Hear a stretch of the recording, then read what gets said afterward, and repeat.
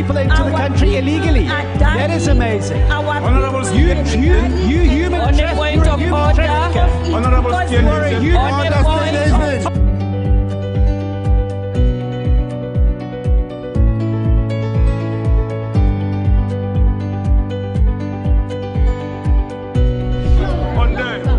they are not picking our calls. They made up their minds. So no agreement with the EU, but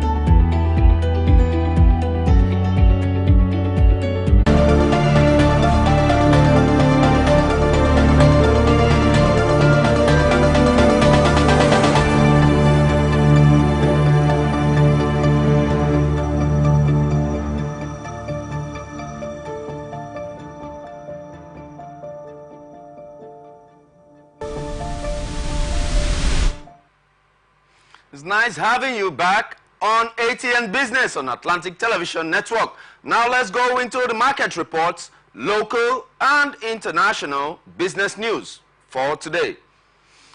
Asian markets have wobbled on Thursday, trading after U.S. stocks swung to a mixed finish with the Federal Reserve delaying cuts to international rates. U.S. futures surged and oil prices went higher. Tokyo's Nikkei 225 index dropped 0.1% to 38,236 points. The Japanese yen surged as much as 2% in early Asian hours Thursday, driven by speculations of another round of yen buying intervention by Japanese authorities and the weaker U.S. dollar following the Federal Reserve Bank meeting. Later, the yen reserved its course and erased the previous gains. The dollar was trading at 155.31 yen from 154.91 yen. As expected, Japan's Ministry of Finance via the Bank of Japan was back selling U.S. dollars to stabilize the yen. Indeed, the Japanese government is digging into their sizable 1.2 trillion U.S. dollar war chest, looking to take profits on the dollar they bought back in 2000. Stephen Ince, managing director and partner at SPI Asset Management, said in a commentary. He said that the hopes was to stabilize the yen around 155 to 157 to the dollar. In South Korea, the Kospi was down 0.2% to 2,686 points after the official data showed that the country's consumer prices in April reached 2.9% year-on-year, a slower pace compared to the data in March. Hong Kong's Hang Seng index added 2.4% to 18,190 points. Other markets in China remain closed for the Labor Day holiday. Elsewhere in Australia, S&P/ASX 200 advanced 0.2% to 7,587 points. On Wednesday, the S&P 500 fell 0.3% to 5,018 points after the Federal Reserve Bank of the United States of America held its main interest rates at its highest level since 2001. Just as markets expected, the index had rallied as much as 1.2% in the afternoon before giving up on all gains at the end of trading. The Dow Jones Industrial Average rose 0.2% to 37,903 points, and the Nasdaq Composite lost 0.3% to 15,605 points. On the downside for financial markets, the Federal Reserve Bank of the United States of America, the chairman, Jerome Powell, has said that he said out loud the fear that recently sent stock prices lower and erased traders' hopes for imminent cuts to interest rates. In recent months, inflation has shown a lack of progress towards our 2% objective. He also said that it will likely take longer than previously expected to get confident enough to cut the rates. A move that the move will ease pressure on the economy and investment prices. At the same time, though, Powell calmed a fear swelling in the market that inflation has remained so high that additional hikes to rates may be necessary. I think it's unlikely that the next policy rate move will be a hike, he said. The Federal Reserve Bank also offered financial markets some assistance by saying it would slow the pace of how much it's shrinking its holdings of the treasuries, that's the bonds. Such a move could grease the trading wheels in the financial systems, offering stability in the bond market. Traders themselves had already downshifted their expectations for rate cuts this year to 1 or 2, if any, after coming into the year forecasting 6 or more. That's because they saw the same string of reports as the Federal Reserve Bank, which showed inflation remaining stubbornly higher than forecast this year. Powell had already hinted rates may stay high for a while. That was a disappointment for Wall Street after the Federal Reserve Bank earlier had indicated it was penciling in 3 cuts to rates during the 2024 season. One report from the Institute for Supply Management said that the U.S. manufacturing sector unexpectedly contracted last month. A separate report about U.S. employees were advertising slightly fewer jobs at the end of March than economists expected. The hope on Wall Street has been that a cool down could help prevent upward pressure on inflation. The downside is that if it weakens too much, a major support for the economy could give out. In energy trading, the benchmark U.S. crude oil ended 3 days of decline and rose 50 cents to $79.50 a barrel. Brent crude, the international standard, was up 59 cents to $84.03 a barrel. In currency trading, the euro cost $1.718, up from $1.709. Moving on to the hydrocarbon market, the crude oil fixtures in Asian trading hours on Thursday steadied, recovering slightly after prices tumbled to around 7-week lows in the previous section. From month July 24th, ICE Brent futures were trading at $83.92 per barrel as compared to Wednesday's settlement of $83.44 per barrel. At the same time, June 24, NYMEX WTI was trading at $79.42 per barrel versus Wednesday's settlement of $79 per barrel. The midweek price slump came largely on the back of a steep increase in U.S. crude oil inventories as the EIA reported commercial stocks swelled by 7.3 million barrels last week to a 10-month high at the 460 million barrels. The U.S. gasoline stocks, that's petrol stocks, also rebound as imports surged and domestic output climbed, outpacing a small rise in demand. Inventories are now around 1.9% higher than the same time last year, but just under 3% below their 5-year average for the week. Meanwhile, Gaza ceasefire talks continued, although the situation remains tense as Israel prepares for a ground invasion and offensive in Rafah, while a senior IDF official says that the military was preparing for an offensive against Hezbollah in the north of Lebanon. The risk premium in the oil market continues to erode as geopolitical tension in the Middle East eases. However, this is a factor that could return to the market, so it is not something that should be fully discounted, said Paul Warren. Warren Peterson, head of the ING's commodity research. Inflation and the slow pace of rate cuts remain a broader market concern, although Federal Reserve Chair Jerome Powell has largely ruled out that the central bank's next move could be upwards. I think it's unlikely that the next policy rate will be a hike, he said. The Federal Reserve Bank, as anticipated, opted to hold rates steady, citing a lack of further progress in bringing inflation back down towards its 2% goal.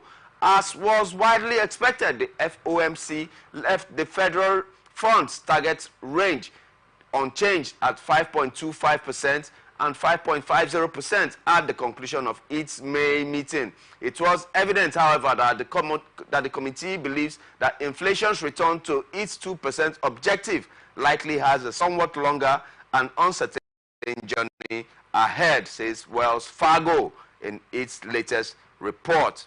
Don't forget, Atn Business is open for adverts, placements, bookings, and commercials. And you can connect with us on our website and on our ATN socials, Facebook and YouTube, Atlantic Television Network. On Instagram and TikTok, Atlantic TV Network 1. On X, formerly Twitter, Atlantic TV Net, and watch us live on our website, www.atlanticnetwork.tv. And on to some local and international business news. The Federal Ministry of Information and Orientation is mandated with the service delivery of providing an information bank through the national achievements by ensuring permanent custody, care, and control of all achievements of the federal government and making the same available for research purposes on orientation, ethics, and values. Olusegun Odebumi said that his team marched to the Ministry of Information and National Orientation on an oversight visit to checkmate the ministry's activities and to find out how well they have gone delivering their services. The Atlantic Television's Network's Abuja correspondent have the reports for us. Stay tuned. The federal government says it will stop granting licenses to gas companies to build pipelines for gas distribution. This, the government said, became necessary to discourage the transportation of compressed natural gas through the roads. The Minister of State for Petroleum, Gas, Ekperipe Ekpo, made this disclosure when he was in Abeokuta, the Ogun State capital, on Wednesday. Ekpo had visited Abeokuta for an on-the-spot assessment of Saturday's CNG explosion at Itaoshin. A CNG gas truck owned by Gasco Marine had suffered a brake failure into the road barricade and went up in flames, killing one person and raising some vehicles. Ekpo, who was recently received into the state by the governor Dapo Abiodun and his deputy Noimot Salako Oyedele, stated that he was sent by President Bola Tinubu to see the root cause of the incident and sympathize with the people of Ogun State. Was transit from fossil fuel to CNG. Ekpo revealed that he had directed the chief executive of the Nigerian Midstream and Downstream Regulatory Authority, Farouk Ahmed, not to issue licenses to anyone who could not pipe the CNG to the end users. The gas minister emphasized that there was the need to stop virtual gas transportation, saying that the federal government was putting efforts in top gear to build pipelines for seamless transportation of CNG. According to him, this will prevent explosions on the road while saving lives and property. Ekpo stressed that, that despite the incident, CNG remains a better alternative to petrol, urging Nigerians not to be discouraged. Ekpo harped on the importance of countries using only quality cylinders for the distribution of gas to avoid incidences.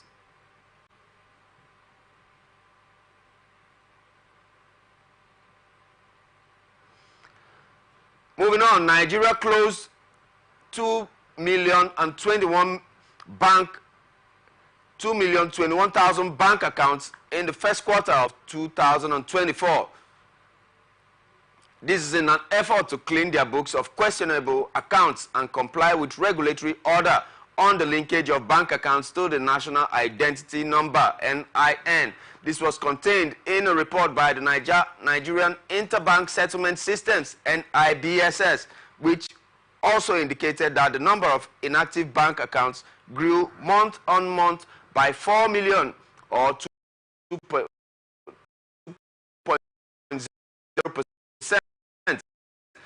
to 19.7 million people. Million accounts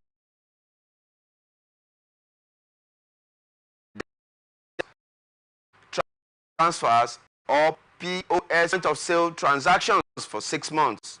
However, details of the industry bank accounts details, a monthly data reported by and compiled by the Nigeria Interbank Settlement System (NIBSS) also indicated that the number of active bank accounts grew by 6.62 million or 3.0% to 219.64 million accounts from 213.02 million accounts in February. Recall that in December 2023, the CBN issued a directive to all commercial banks in the country to restrict their Tier 1 accounts without proper biometric verification number (BVN) and national identification number (NIN) that are not linked by Thursday, March 1st, 2024. According to the NIBSS data or BVN enrollment court, 61.6 million Nigerians have BVN as at April 2023. The Nigerian Exchange Group has said that it is working on plans to provide an online platform for public offers as well as to expand its footprint across the African continent. This was disclosed at the general meeting, AGM, of the group, which was held recently in Lagos. The early April, the NGX Group announced the acquisition of stakes in Ethiopia's first ever securities exchange. It noted that the move marked NGX Group's entry into East Asia and East Africa, and it underscored its commitment in driving growth and innovation in the African markets. It added that it was an opportunity to strategically position itself as the largest foreign institutional investor in the ESX. On the floor of the AGM, it was revealed that the group's digital transformation journey would include an online platform for public offers and deep investments in its technology stack, amongst others. The platform will provide a smarter and efficient way for issuers to raise capital and enhances the subscription process and operational workflow of POS in the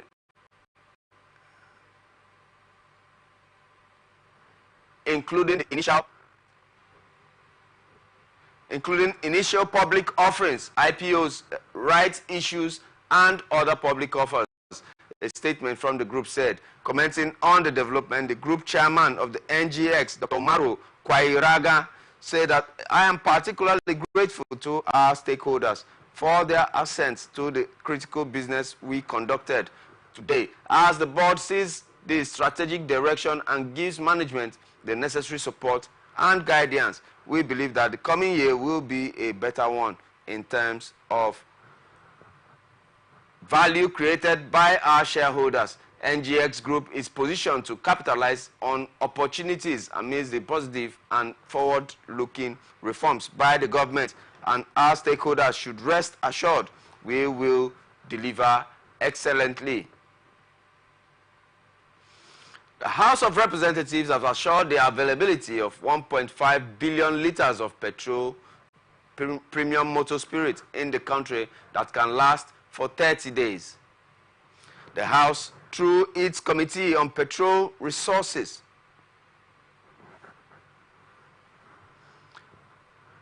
the Committee on Petroleum Resources, Downstream and Midstream, while addressing journalists on their findings, revealed that petrol products have since arrived the country, but the supply and distribution by marketers was disrupted by challenges of transport vehicles and vessels that were supposed to take the products from offshore to onshore. But the logistics challenges have since been addressed.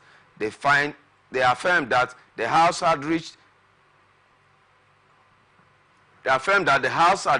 this out to the stakeholders in the distribution value chain, the NNPCL, the Nigerian Midstream and Downstream Petroleum Regulatory Authority, amongst others, with a view to ascertain the cause of the resurgence of the fuel queues across the country. Let's listen to this. We strongly frown at the activities of middlemen who have taken advantage of the short disruption of supply to maximize profits and generate inordinate gain for themselves at the detriment of our people. We call on security agencies to support the NNPCL, NNDPRA, Petron, NATO, and other key stakeholders in the distribution value chain so as to ensure that such act of economic sabotage that has to do with hoarding, arbitrary increment in price, product diversion, and smuggling are detected and dealt with. Our people have been through a lot in the last few days, and we must not plunge them into further pains. We appeal to all traders and those rendering services not to unduly take advantage of these temporary challenges which will be cleared in the next few days. Today, the report we are getting suggests that the fuel queues have started reducing and products have started arriving at the petrol stations. We urge Nigerians not to engage in panic buying, not to be immersed in an unnecessary rush to buy products. As a country, we have a storage of over 1.5 billion liters, which can be last for at least over 30 days. More products are arriving and more products are on the high sea. The challenges that caused the destruction was the logistic issue, and that has been handled with the maritime shuttle vessels as we speak, which was to be moved product to marketers who are on standby waiting to serve the people. The logistic issue has been resolved completely, and hopefully supply to stations will increase in a few days. While noting that the presence of fuel queues in petrol stations across the country has adversely affected the lives and businesses of Nigerians, they reiterated the assurances from the regulators in the value chain that these bottlenecks are being cleared. The Nigerian Shippers Council Staff Cooperative Society has revealed that 70.9 million naira has been disbursed as dividends to its members for the year 2023.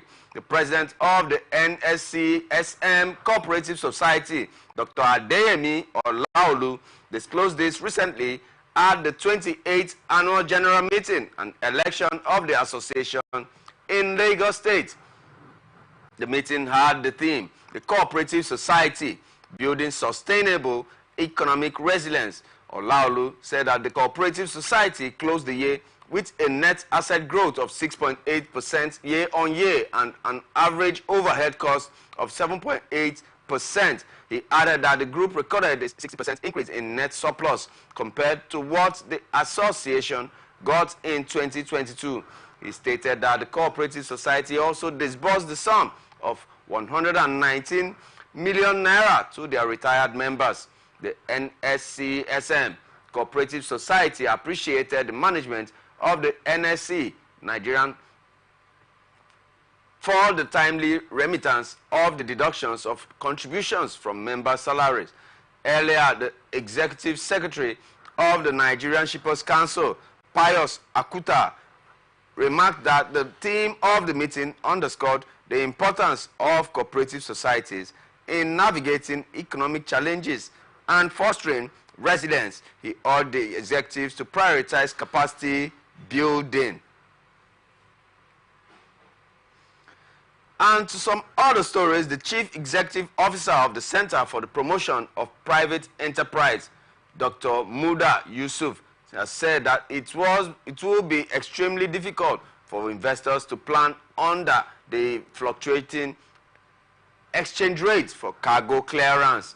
Yusuf said in a statement on Wednesday that the situation had introduced an unprecedented level of uncertainty and unpredictability to the international trade dynamics. It is extremely difficult for investors to plan under these unstable circumstances. The situation had introduced an unprecedented level of uncertainty and unpredictability in the international trade dynamics. Investment planning has become difficult and risk management has become challenging and investors' confidence is being weakened, he said. He added that it was a double whammy for investors to grapple with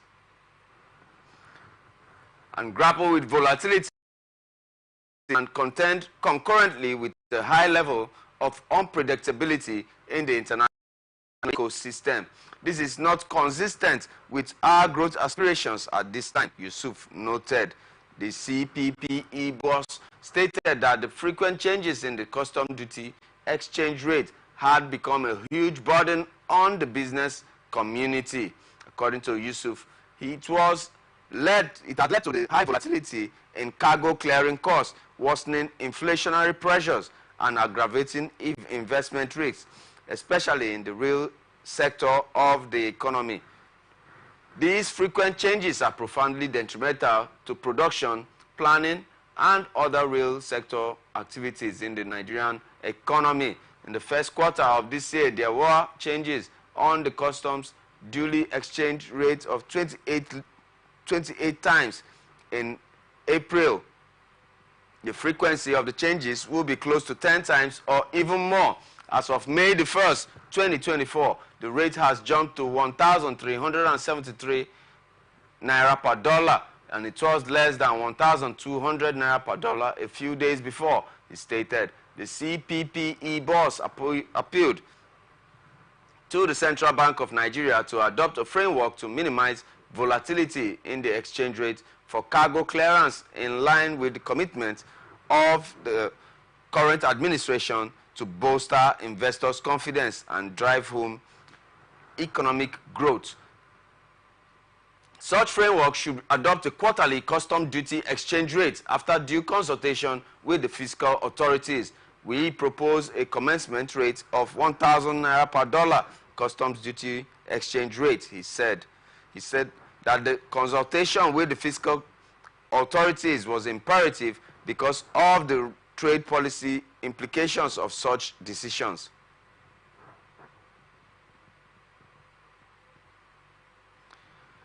The Nigerian Content Development and Monitoring Board has disclosed that it has reviewed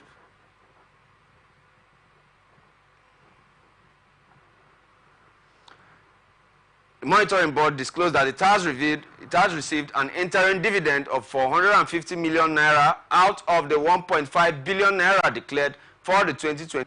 DMB had in July 2018 invested $10 million to acquire a 30% stake in the 5,000 barrels per day modular refinery project located at Ibigwe, Imo State, to support the federal government's policy on modular refineries, stimulate investment, and create employment opportunities. The press reported earlier that the Minister of State for Petroleum, Oil, Heineken Lukpobiri, had recently accused the NCDBM, under the leadership of his former executive secretary, Simbi Wabote, of making some bad investments in the tune of $500 million. However, Lukpobiri said that the Walter Smith Modular Refinery was the only good investment made by the NCDMB under Wabote's watch, rising from a board meeting of Walter Smith Refinery and Petrochemical Company. The executive secretary of the NCDMB, Felix Ogbe, confirmed that a total ban of 4.5 billion naira has been proposed for 2023, pending final approval of its forthcoming annual general meeting. The company reported a total profit of 23.6 billion naira as profit after tax for the same year. In a statement, the executive secretary hinted that the NCDMB would receive an additional 30% of the outstanding 3 billion naira dividend after the AGM meeting later this year. He added that the receipt of the interim dividend payment was a testament to the strong performance and profitability of the Walter Smith Modular Refinery. He affirmed that the company was upscaling the refinery capacity from 5,000 barrels per day to 10,000 barrels per day, saying the expansion project was strategic investment. The check it was lent was presented by the chairman of the company, Emeka Ene, when he visited NCDMB's headquarters in Yenagoa, Bayelsa State. The Minister of Power, Adebayo Adelabu, says any customer not currently enjoying 20 hours of electricity should not pay the new tariff. The minister stated this while appearing before Senate Committee on Power during a one-day investigative hearing on the need to increase in electricity tariff by 11 successor electricity companies amidst bringing economic biting situation in Nigeria. According to him, the government had introduced a new policy to save the drowning sector, assuring Nigerians that the pains were temporary, adding that the federal government will the sum of 2.9 trillion naira to subsidize electricity this year if tariff was not reviewed. Let's listen. We now say, let's look at those set of customers that can actually have some stable level of supply of minimum of 20 hours per day. So what we did was actually creative and quite different from what we have experienced in terms of the tariff review in the past. We made it a conditional tariff. We made it a service reflective tariff, that the only condition that can make a distribution company to charge the new tariff of 225 naira per kilowatt hour is they must ensure they supply a minimum of 20 hours to that consumer every day. If they cannot sustain this within a period of 7 days, such consumers must be graduated to the old tariff. That is the condition.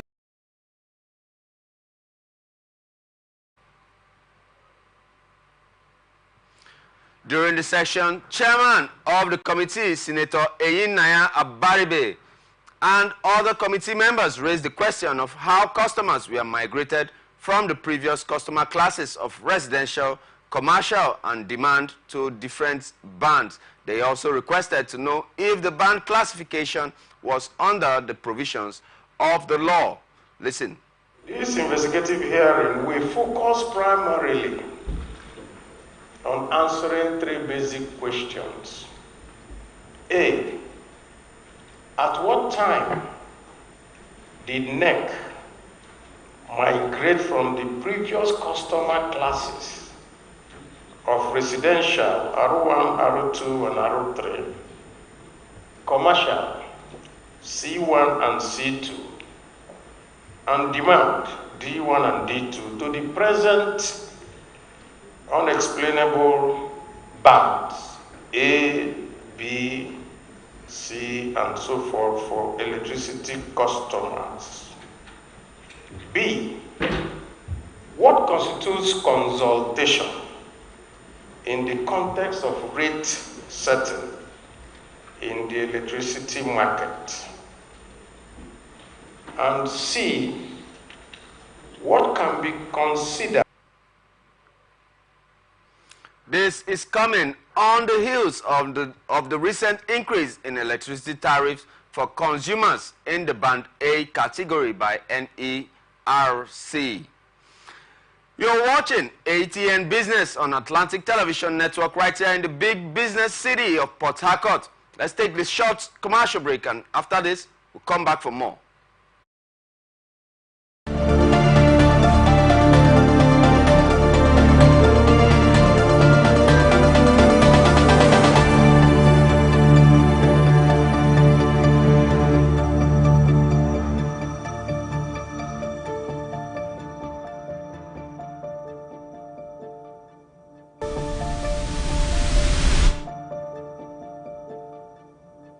From the line across the ocean to the land beyond the mountains, through the Sahara, we bring on-spot news, live analysis, expert discussions on trending stories in politics, business, socio-economy, sports, and documentaries.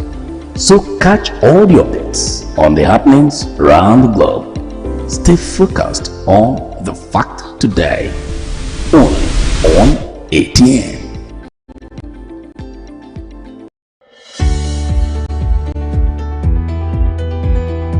People into the country illegally. That is amazing. Honorable You human trafficker. Honorable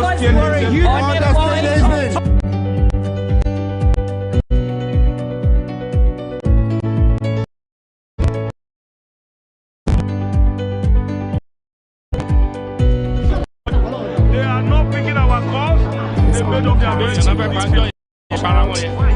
agreement with the EU, but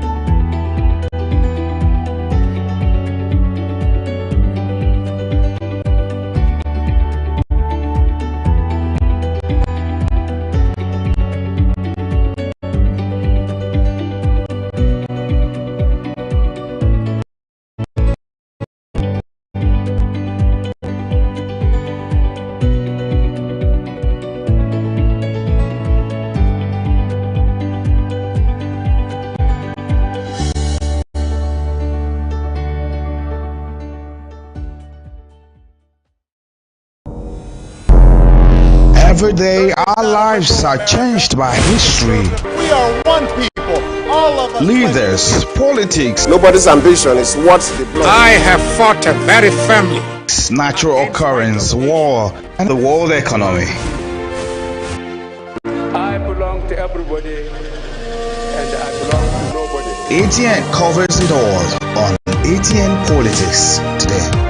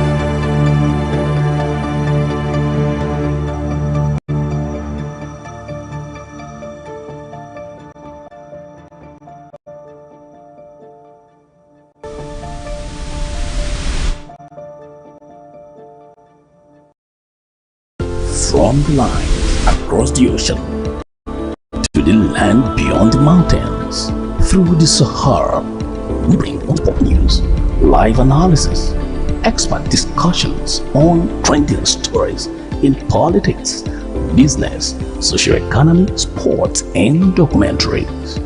So good to have you back on ATN Business on Atlantic Television Network right here in the big business city of Port Harcourt.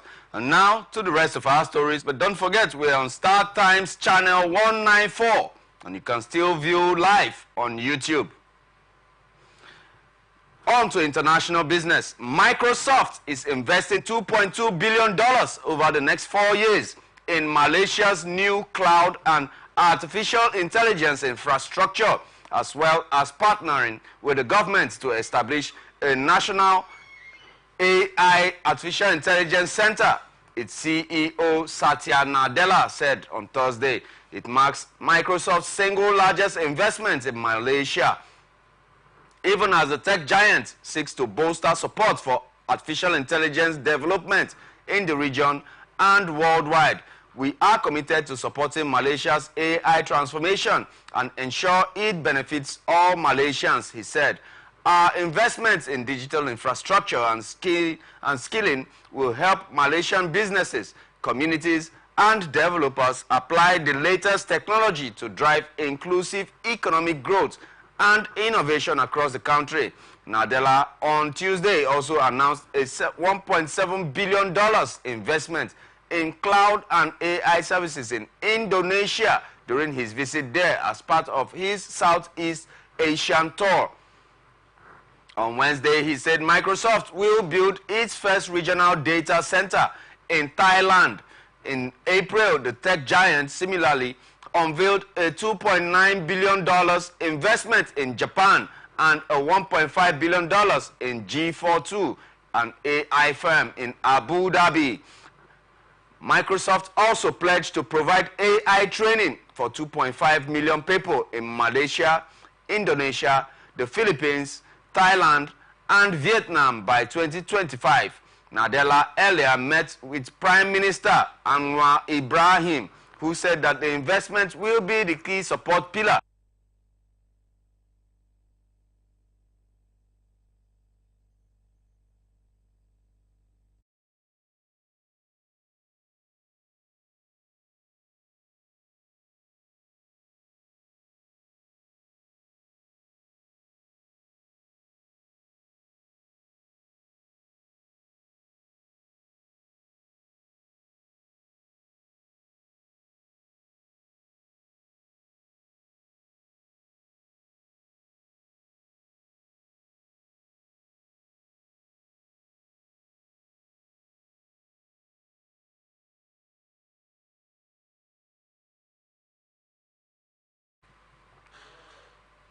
The new investments will include AI training for another 300,000 people and the establishment of a national AI center of excellence, enhancing the nation's cybersecurity capabilities and supporting the growth of Malaysia's developer community, Anwar said on Facebook. Microsoft runs one of the world's largest cloud computing operations and has taken a leap into artificial intelligence through its partnership with OpenAI, the developers of ChatGPT. Since then, Microsoft has integrated an AI assistant into its Microsoft Edge browser named Copilot, helping to lift its profits by 20% in the first quarter. Microsoft sees Southeast Asia, with its population of over 600 million people, as a growing market and potential location for more AI product development. A study held by global consulting firm Kearney said that AI could contribute nearly $1 trillion to Southeast Asia's GDP by 2030. Indonesia is expected to capture $366 billion of the total, and Malaysia is to capture $115 billion. Microsoft said in a statement that the investment in Malaysia will build on its 2021 program to support inclusive economic growth. It said the proposed National AI Center will drive AI adoption across key industries and public sector while ensuring AI governance and regulatory compliance. Together with Microsoft, we look forward to creating more opportunities for our small and medium-sized enterprises and better paying jobs for our people as we ride the AI revolution to fast-track Malaysia's digitally empowered growth journey, the Trade Minister Zafrul Aziz said in a statement. And on to some cryptocurrency news. Bitcoin slid to its lowest level in over 2 months to kick off May as the Federal Reserve Bank of United States of America held the interest rate steady. The cryptocurrency at one point dropped 5% to $56,526, its lowest level since February 27th. According to the coin metrics, it was lower last about 4% at $56,954. Investors have been focused on the latest interest rate decision from the Federal Reserve Bank of United States, concluding its two-day policy meeting on Wednesday afternoon. The central bank kept its benchmark short-term borrowing rate unchanged as expected. The federal funds rate has been in a targeted range between 5.25% and 5.50% since July 2023. The broader macro backdrop has deteriorated for assets like crypto that thrive on liquidity, Geoff Kendrick has said. Standard Chartered's head of digital assets research said in a note on Wednesday. Broader liquidity measures in the United States have deteriorated rapidly since mid-April. Bitcoin briefly rallied as high as $60,989.58 before reversing lower. Higher real interest rates have likely supported the dollar and weighed on Bitcoin over the last month, said Zach Pandy, the head of research at Grayscale Investments. The FOMC statement expressed concern about inflation but did not take rate cuts off the table. An expectation of future rate cuts will support Bitcoin's price and crypto markets more broadly. Bitcoin has been trading in a tight range with key catalysts for cryptocurrency, U.S. exchange-traded funds, and the halving now behind it. Its retreat from March all-time high intensified this week among broader risk-off sentiments. Bitcoin is down more than 10% for the week, and on Tuesday it posted its worst month since November 2022. Kendrick also pointed out that 5 consecutive days of outflows from the U.S. Bitcoin ETFs and a poor reaction to the launch of the spot Bitcoin ETF in Hong Kong this week. The drop in Bitcoin also comes a day after the former CEO of Binance, Changpeng Zhao, was sentenced to 4 months in prison over money laundering charges. Bitcoin investors expect a strong recovery in the cryptocurrency later this year, but says its prices will continue to drop for the next few weeks given macro and geopolitical pressures. We could see a 1 to 2 months consolidation in Bitcoin prices, trading in a range with swings of $10,000 on either side, said analysts at the Bitfinex. We expect positive impact of the halving, which has brought about a reduction in Bitcoin supply, will be seen in later months. And to the United States of America, Missouri voters on Wednesday got a step closer to getting to decide whether they will raise the state's minimum wage to $15 an hour, after a group behind the effort said it turned in nearly double the required number of signatures. The ballot measure, backed by Missouri Jobs with Justice, would raise the minimum wage from its current $12.30 an hour to $13.75 an hour next year, and then to $15 an hour in 2026. Citizen-driven amendments to Missouri's law require more than 100,000 voter signatures to get on the ballot, and Missouri Jobs with Justice said it submitted about 210,000 votes and signatures. Republican Secretary of State Jay Ashcroft's office must next time determine if at least 115,000 or so are valid. We feel confident that the voters will have an opportunity to pass this important initiative this fall, Caitlin Adams, Executive Director of Missouri Jobs with Justice Voter Action, said in a statement. Missouri voters historically have supported minimum wage hikes after the Republican-led legislature in 2017 blocked St. Louis and Kansas City from raising wages in those cities. Voters in 2018 approved a statewide minimum wage hike. Under that plan, the wage floor, then $7.85 an hour, rose by 85 cents per year until it hit $12 in 2023. The pay rose again this year because of automatic increases tied to inflation. The latest proposal also includes a requirement that workers get paid sick leave. The employees currently not guaranteed sick days would earn an hour of paid leave for every 30 hours worked under the measure. Businesses with fewer employees will be required to allow a minimum of 5 paid sick days per year, and larger companies will be required to offer at least 7 paid sick days. And on to Spain, the final story for the day. Spain in decline. The world's largest olive oil producer says that the industry needs to undergo a profound transformation as it grapples with one of the most challenging moments in its history. A perfect storm of climate change, soaring prices, high interest rates, and robust inflation has taken its toll throughout the olive oil value chain in recent months. 2 consecutive years of scorching heat in Spain have limited oil has told press. He said a strong inflation along the high interest rates and unfavorable olive oil harvest forecast in terms of quality and quantity due to the drought cycle has caused prices to increase considerably. Guzman said that extra virgin oil prices in Spain's Andalusia hit a record high of 9.2 euros.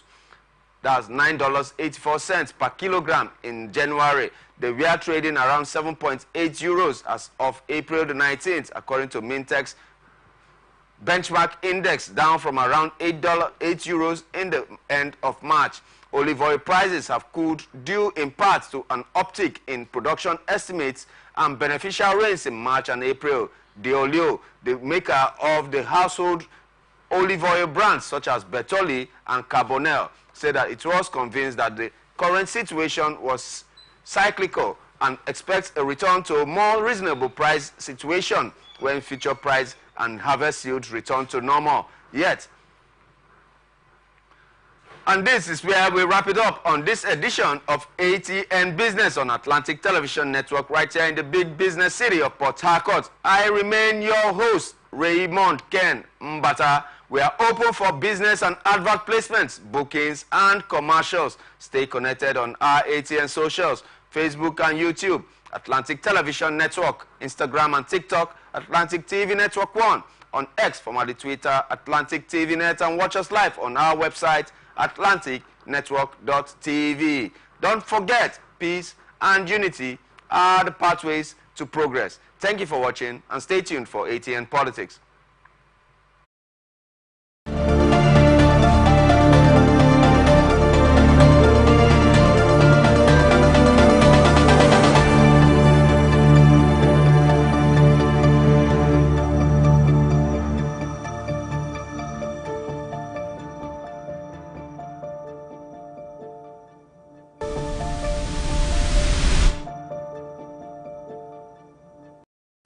From the lines across the ocean to the land beyond the mountains, through the Sahara, we bring on sport news, live analysis, expert discussions on trending stories in politics, business, socio-economy, sports, and documentaries. So catch all the updates on the happenings around the globe. Stay focused on the fact today. Only on ATN.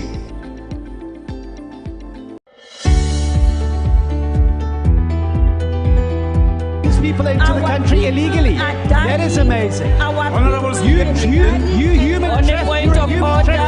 Honorable